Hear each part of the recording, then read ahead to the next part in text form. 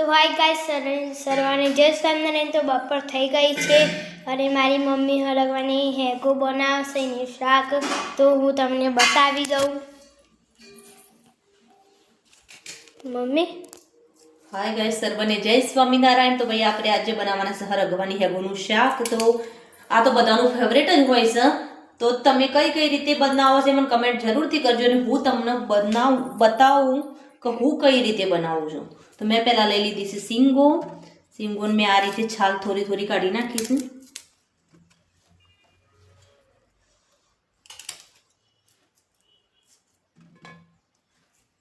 તો જોઈ શકો છો આટલી થઈ મમ્મી। હા તો ગાઈસ જોઈ શકો છો મારી મમ્મી પાણીમાં નાખી છે। તો ગાઈસ આપણે આવી રીતે છે ને 2 મિનિટ છે ને પાણીમાં ગરમ થવા દઈશું, બફાવા દઈશું, મતલબ 2 મિનિટ। સ્વાદ અનુસાર થોડુંક મીઠું નાખવાનું। મીઠું ક્યારે નાખી તું?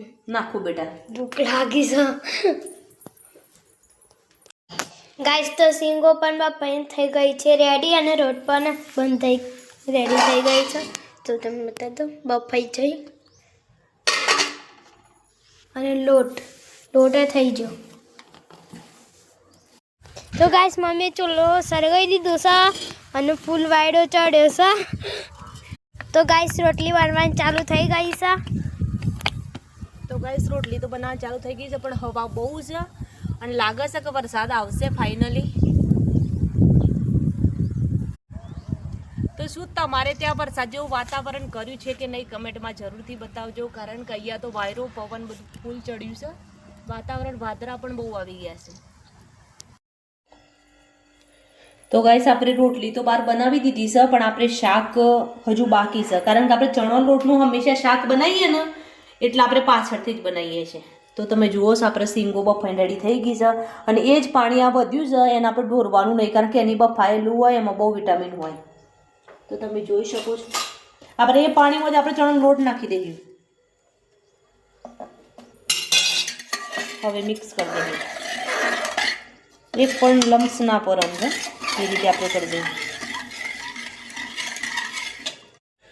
તો ગાઈસ મેં એના અંદર લઈ લીધું છે એક આદુનો ટુકડો, કાળા મરિયા, સૂકા ધાણા અને એક મરચું, આપણે એને વાટીને પેસ્ટ બનાવી દઈએ।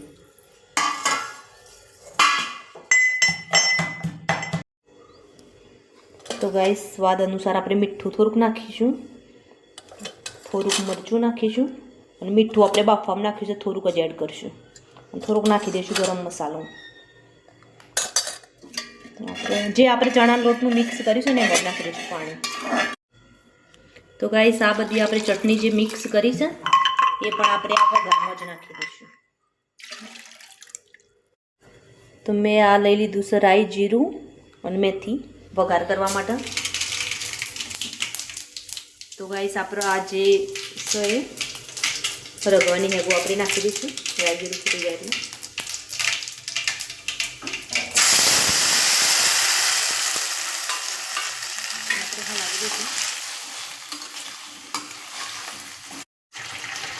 તો આપણે પેલા મરચું ઓછું નાખ્યું છે, હળદરનું મીઠું તો કમ્પ્લીટ છે।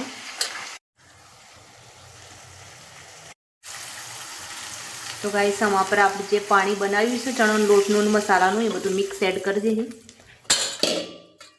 અને આપણે થોડીક વાર મતલબ ઉકળ।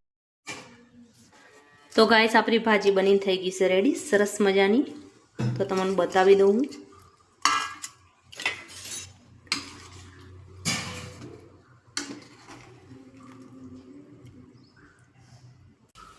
તો ગાઈસ જમવા બેસી ગયા છે, જીમીના પપ્પા જીમીની દુકાનથી આવી ગયા છે, તો તમે જોઈ શકો છો।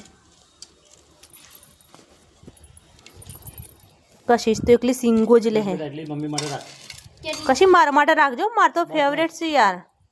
જીમી ચાખ્યું તે શાક? મસ્ત બની છે, એકદમ મસ્ત।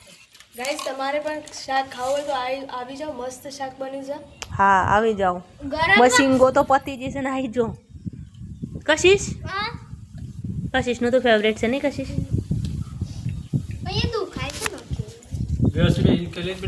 તો બસ હવે મળશું બીજા બ્લોગ સાથે। સર્વને જય સ્વામિનારાયણ।